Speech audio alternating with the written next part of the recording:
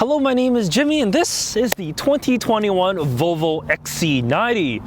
For 2021, there were minimal changes to the XC90. The biggest thing was the name. No longer is it just the T8, it is now Recharge.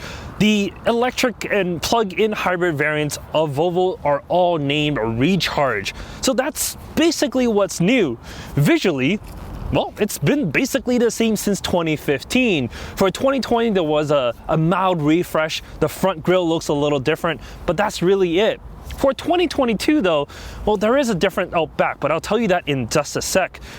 The front end, absolutely beautiful. It's a very distinctive Volvo look with the Thor headlamps on the front. It's, well, a good looking SUV.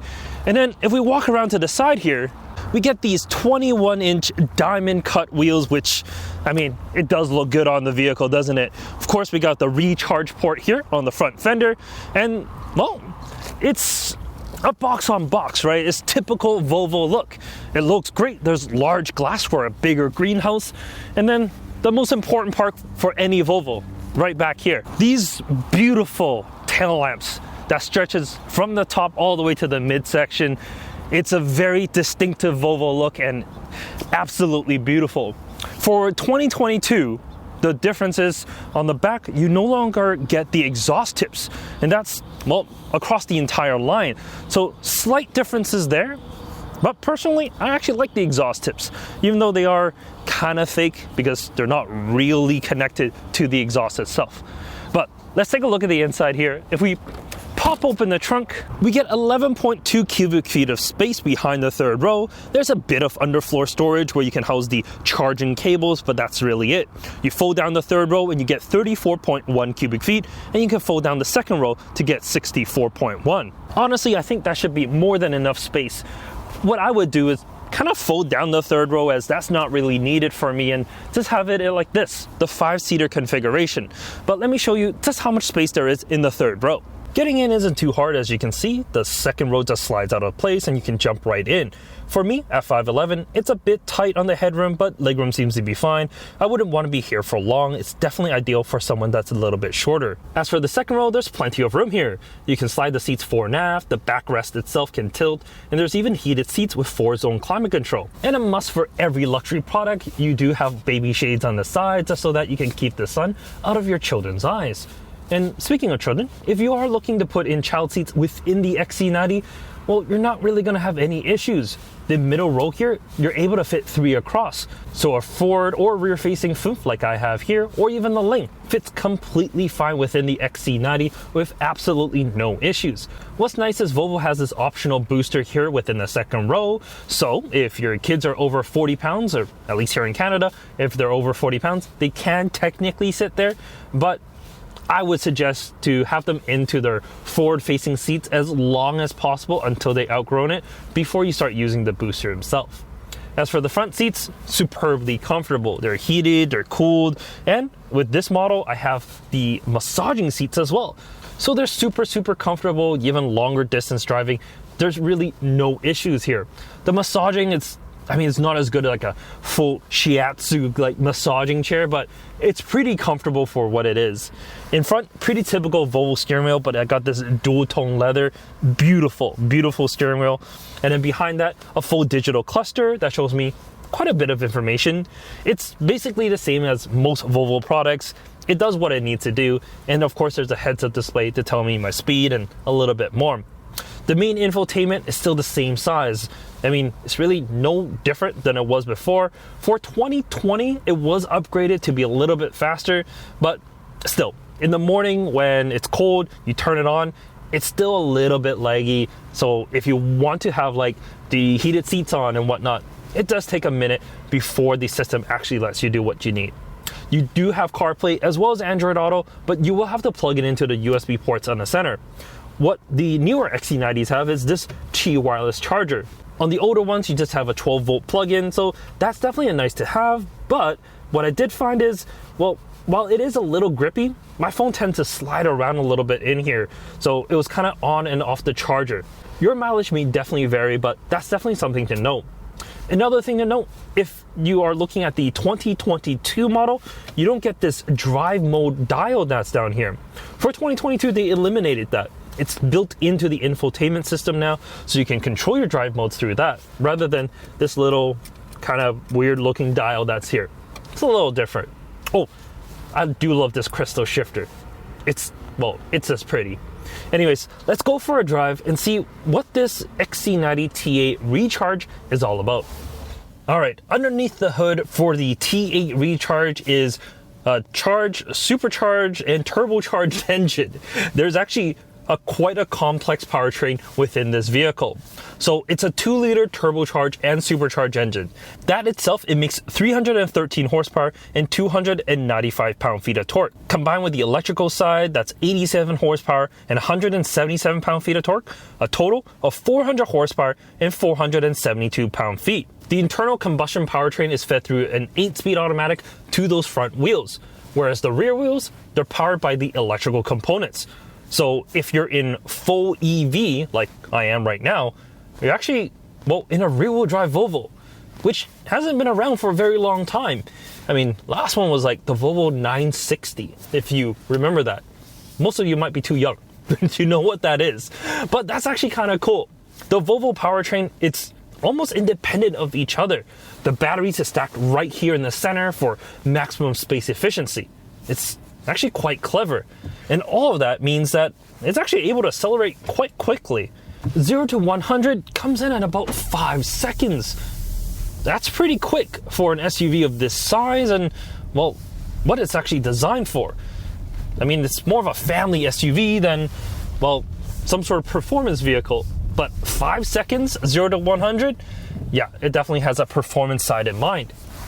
But one thing you do have to realize is, you're not getting all 400 horsepower all the time. In EV mode, you're getting a lot less than that. So acceleration in full EV isn't the quickest. And, is it enough?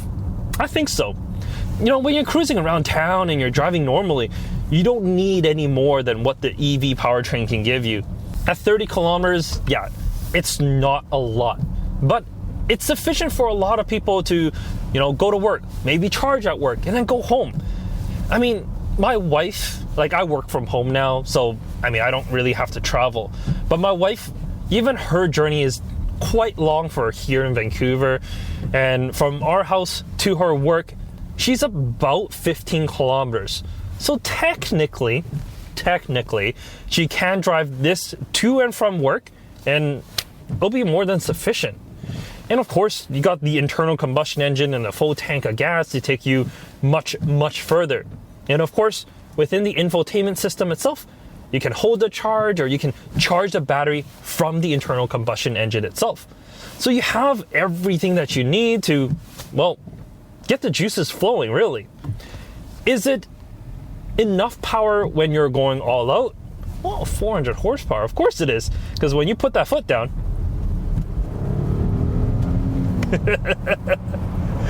yeah, the internal combustion engine wakes up and, you get all of that 400 horsepower goodness. It's actually a lot faster than you might think. And it's not just like low speed. When you're on the highway, when you need to pass someone, it actually goes, it goes really, really well. And the ride is excellent as well, because this specific model that we have here does have the 4-corner air suspension. It's actually super supple, and it kind of depends on the drive mode that you're on, because you can put it into Polestar and that will actually firm things up, lower the ride height a little bit to give you a little bit more of an aggressive kind of feel to it. It's a little bit more sporty, but at the end it's still more of a comfortable SUV more than anything else. But what I will say is, when you put it onto hybrid or pure mode, which is the EV mode, it's so supple, it's so soft. It just feels like you're floating on a cloud. It's what luxury cars are actually, for. There's a lot of big brand names these days, like Mercedes and BMW. They inject a lot of that sportier nature in their vehicle, and because of that, they just don't feel as comfortable. They just don't feel as well, luxurious as before. This, in my opinion anyways, it definitely does feel that way. And I do appreciate Volvo for doing something right in the luxury segment. And another thing that Volvo does really, really well, safety. I mean, when you think of Volvo, you think of safety right away. The two they kind of go hand in hand. The radar guided cruise control, the lane keep, the blind spot monitoring, like all of it works really well. There's a 360 camera for parking. You can auto park as well. Like, it's everything that you really need in a complete package. Volvo, they know how to make cars. It's a boutique brand, right? You don't see a lot of them on the road because most people kind of gravitate towards, your Mercedes, your BMW, because those are the bigger brands. But this